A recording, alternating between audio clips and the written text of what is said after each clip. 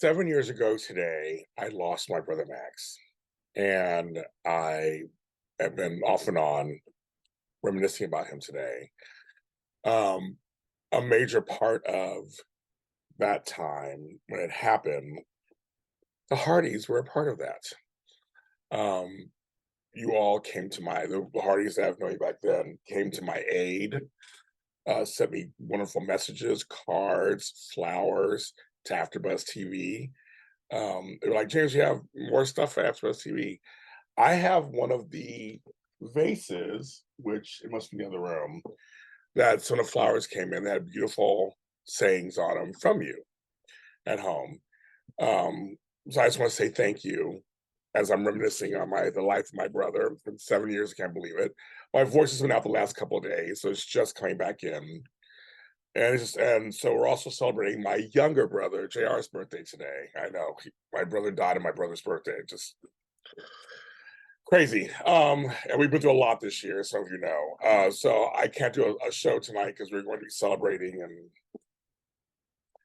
being as a family, which this show is all about. This is When Calls the Heart after show here on JLJ Media. I'm James Lodging, if you don't know who I am by now. Season 10, episode 4. But I just want to first get out, thank you for all the support over the years. Especially days like this, and when I was going through stuff with my mom and stepdad earlier this year, many of you were there for me also, just with words of encouragement.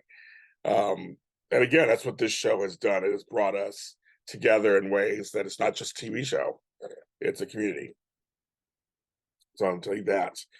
Um, I also just look back and I was looking at my books. I have some new books out right now, and two of my biggest selling books were the Hardy's books that I did. That were you can still get them. They're out there on Amazon, James Lott Jr.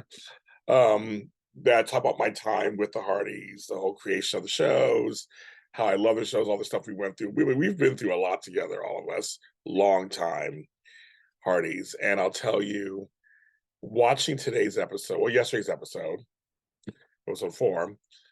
I almost said Rosemary's Baby. That's a whole other movie. For those of us who are old enough to remember that, that's something totally different. But Rosemary having a baby. This was literally my favorite episode of the season thus far. There's only 4 episodes, but also my favorite episodes of the last few seasons. This episode for me, and how it was for you, but this episode for me was classic When Calls the Heart, and it had the feeling of When Calls the Heart from long ago. There's not really I'm not saying it to be shady or as a criticism to what's called hot today. Shows grow and change and evolve, obviously. You're on 10 seasons, 9 seasons, it just happens. But sometimes you just remember the earlier you just remember the different incarnations, earlier days, and this one, it felt like it captured some of that time. It may have been also because they mentioned Abigail twice, and they talk about Jack. And it's ever somebody that's part of it. Henry also made us part of it, his story and road to redemption. It just was and with somebody new, giving them a second chance, the bandit, who knew that, and giving him a second chance, which just shows about second chances. The show it was beautiful. I cried at certain parts. I laughed at certain parts. I smiled at certain parts. It just was, I'm suspicious at certain parts. It was a well-rounded hour of television, I thought. And if someone had just tuned in just this episode, they probably would have been, "Oh, that was very nice," and maybe would check out some more episodes of it. I think it's a good episode, even if you're just starting. So if you're somebody thinking about it and you're new, watch this episode and then go back and start watching from the beginning. The big thing is Rosemary's Baby, obviously, and Rosemary and Lee's baby, and I just the acting of Kevin Smith and Pascal Hutton. And knowing Pascal has boys in real life, um, I believe she has boys in real life. Them having a girl, it's very sweet. Their acting is so natural. Their chemistry is so natural. And I know they're friends in real life, and that probably helps for the acting process. But they're also good actors. both of them. And you know how I feel about Pascal, of course, and Elizabeth and Rosemary and all that. But Kevin, pound for pound, is just right there with her. They can go, like I said, they can go from comedy to drama in seconds. Her having to walk, maybe being a little late. Those of us parents, some of us like, one of my kids was 2 weeks late.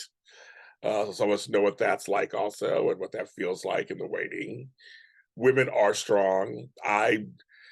Whew, me pregnant, no, you don't want to see that. That would not be pretty. I'd be totally a mess.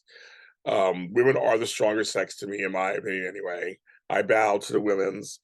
I'm just like, you guys give birth, those who can give birth. And that's never, and I was there for one of my kids. I was there in the room. So I know, and I'm a former nurse. I know how not easy that is. It's a miracle.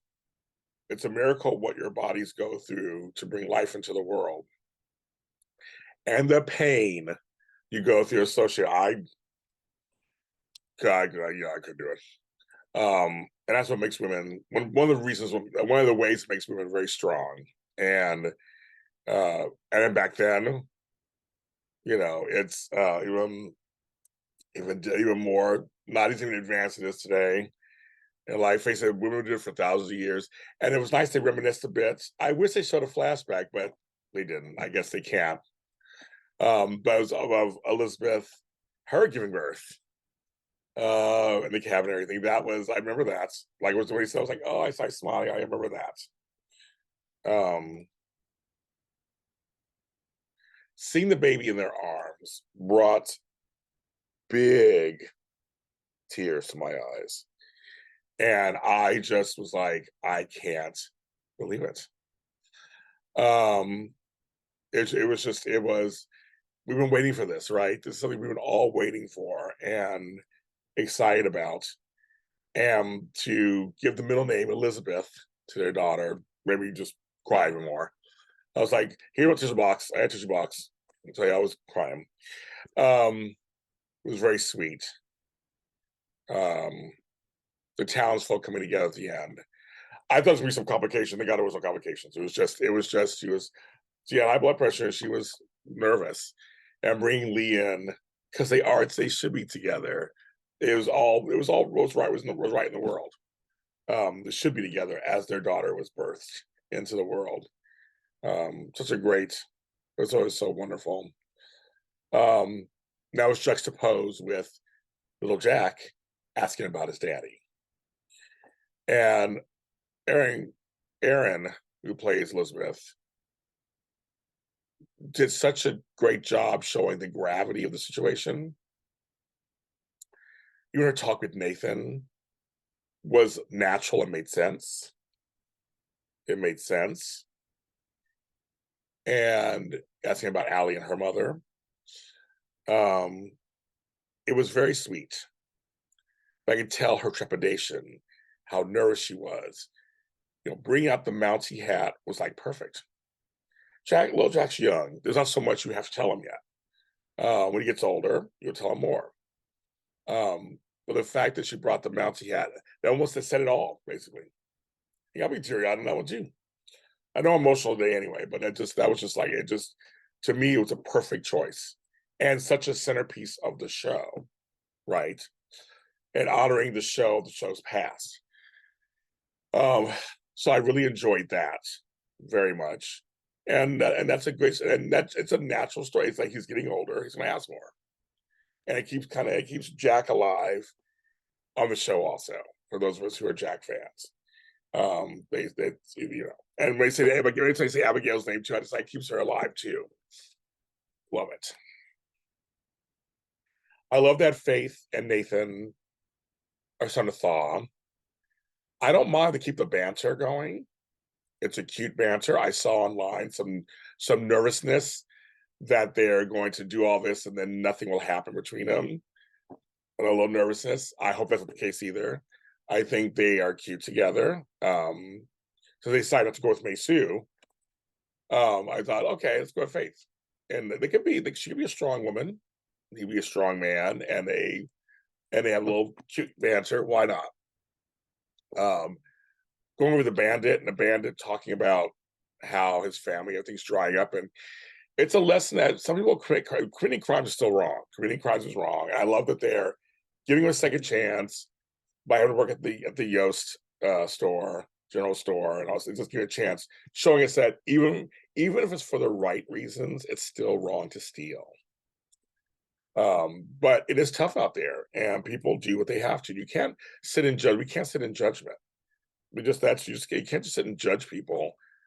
Sometimes, what you should do is have compassion, and then find that there are consequences to actions, and maybe find a way to rehabilitate or change, or do something that could be positive for them. So I'm all for that. I thought that was a great little story. And we'll see what Maury does in the town. In addition to Jamie and his mother, who we know there's a secret. Obviously, we don't know what it is. We don't know if it's as bad as we think it could be. But Bill's a little cautious, as he should be.